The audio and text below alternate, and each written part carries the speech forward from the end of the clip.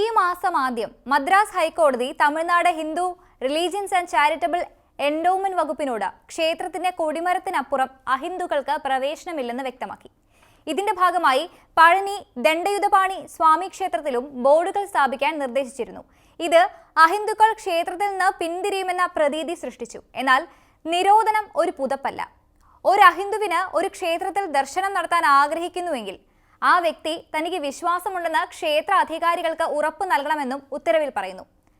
ഈ വിധിയിലൂടെ എത്ര ശാഠ്യക്കാരായ അഹിന്ദുക്കൾക്ക് പ്രവേശനം നിഷേധിക്കപ്പെടാൻ സാധ്യതയുണ്ട്? 2011 സെൻസസ് പ്രകാരം 2.8 ദശലക്ഷം ഇന്ത്യക്കാർ അല്ലെങ്കിൽ 1.2 ബില്യൺ ജനസംഖ്യയിൽ 0.27% മാത്രമാണ് മതം പ്രസ്താവിച്ചിട്ടില്ലാത്തത്. ഏകദേശം 79.8% അഥവാ 966 ദശലക്ഷം ഹിന്ദുക്കളായിരുന്നു. അതിനുശേഷം 14 വർഷത്തിനുള്ളിൽ അത് തീർച്ചയായും 1 ബില്യൺ കവിഞ്ഞു. ബാക്കിയുള്ള 19% അഹിന്ദുക്കളിൽ എത്ര പേർ ക്ഷേത്രങ്ങളിലേക്ക് തലയൂരി? അത്തരത്തിലുള്ള എത്ര നിരീശ്വരവാദികൾ വിശ്വാസത്തിന്റെ പ്രതീകാത്മക പ്രഖ്യാപനം പോലും നടത്താൻ വിസമ്മതിക്കുന്ന തീവ്രതയുള്ളവരാണെന്നും വ്യക്തമല്ല.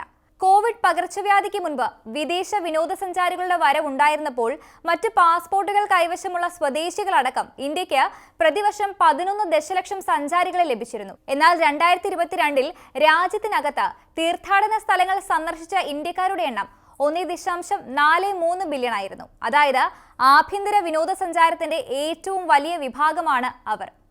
ഒരു വർഷത്തിനുള്ളിൽ അത്തരം നിരവധി ലക്ഷ്യസ്ഥാനങ്ങളിലേക്ക് യാത്ര ചെയ്തു. സ്റ്റാറ്റിസ്റ്റിയുടെ അഭിപ്രായത്തിൽ ഇന്ത്യയിലെ ഈ വിശ്വാസ അധിഷ്ഠിത ടൂറിസം 2022 $902 മില്യൺ നേടി.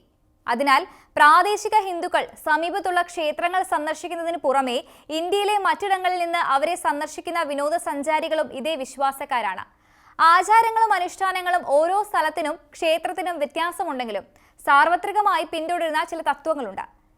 ബഹുമാനം ഉറപ്പാക്കാൻ പെരുമാറ്റത്തിനുള്ള ന്യായമായ നിയന്ത്രണങ്ങൾ എല്ലാവർക്കും സൗജന്യം എന്നതിനേക്കാൾ സമാധാനപരമായ അന്തർ സമുദായിക ബന്ധത്തിന് കൂടുതൽ സഹായകരമാണെന്ന് ഹൈക്കോടതി ചൂണ്ടിക്കാണിച്ചത് ശരിയാണ്. ഹിന്ദുക്കളല്ലാത്തവർ തമിഴ്നാട്ടിലെ ഒരു പ്രത്യേക ക്ഷേത്രത്തിന്റെ പരിസരം പിക്നിക് സ്പോട്ടുകളായി ഉപയോഗിക്കുകയും അവിടെ മാംസാഹാരം കഴിക്കുകയും ചെയ്യുന്നുവെന്ന റിപ്പോർട്ടുകൾക്കിടയിലാണ് ഈ കേസ് ഉയർന്നത്.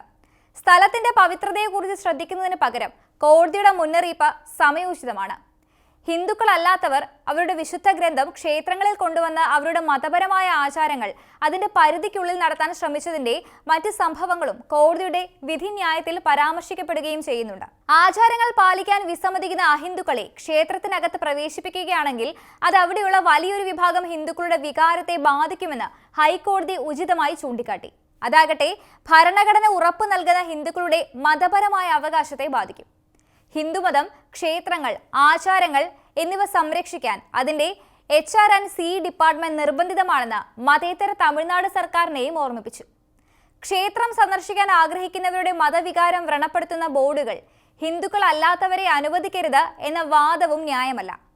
അണ്ടർടേക്കിംഗിൽ ഒപ്പിടുന്നവർക്ക് ഒഴിവാക്കലുകൾ നൽകുമെന്നതിനാൽ അഹിന്ദുവിന് വിശ്വാസമില്ലാത്തതിനാൽ പ്രവേശനം നിഷേധിക്കുകയും ആചാരങ്ങൾ പാലിക്കാൻ വിസമ്മതിക്കുകയും ചെയ്താൽ അയാളുടെ വികാരം വ്രണപ്പെടുത്തുന്ന പ്രശ്നമൊന്നുമില്ല എന്ന് കോടതി ശരിയായി പറഞ്ഞു.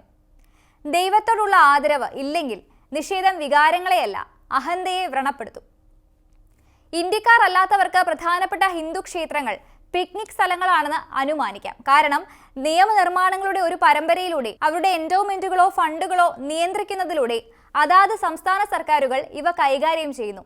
ചില സംസ്ഥാന സർക്കാരുകൾ തങ്ങളുടെ ചുമതലയിലുള്ള ക്ഷേത്രങ്ങളുടെ അലങ്കാരം ഉറപ്പാക്കുന്നതിൽ ബോധപൂർവം അലംഭാവം കാണിക്കുന്നുണ്ട്. കൗതുകകരം എന്ന് പറയട്ടെ, ആരാധനാലയങ്ങളുടെ സർക്കാർ നിയന്ത്രണം ക്ഷേത്രങ്ങൾക്ക് മാത്രമേ ബാധകമാകൂ. മറ്റേതൊരു മതത്തിന്റെയും ആരാധനാലയങ്ങളല്ല. അവർ എത്ര പ്രമുഖരും സമ്പന്നരാണെങ്കിലും ക്ഷേത്രങ്ങൾ നിയന്ത്രിക്കുന്ന സർക്കാർ ജീവനക്കാർക്കിടയിലും അഴിമതി വ്യാപകമാണ്. മതപരമായ കാര്യങ്ങളിൽ സംസ്ഥാനങ്ങളും കേന്ദ്രവും എങ്ങനെ ഇടപെടുന്നു? ക്ഷേത്രങ്ങളുടെ സാമ്പത്തിക ഭരണം പൂർണ്ണമായും മതേതരമാകാൻ കഴിയില്ല.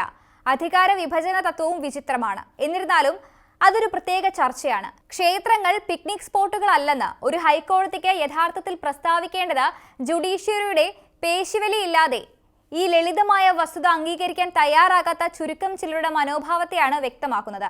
ഏതൊരു ആരാധനാലയത്തിലും ഭക്തരുടെ വികാരങ്ങൾ ശ്രദ്ധിക്കുന്നത് സ്വാഭാവികമായിരിക്കണം. ഇപ്പോഴത്തെ വിഷയം അഹിന്ദുക്കളെ തടയുന്നതിനെ കുറിച്ചല്ല, മറിച്ച് അനാദരവുള്ളവരെയാണ്. അതിലാരും എതിർക്കേണ്ടതുമില്ല.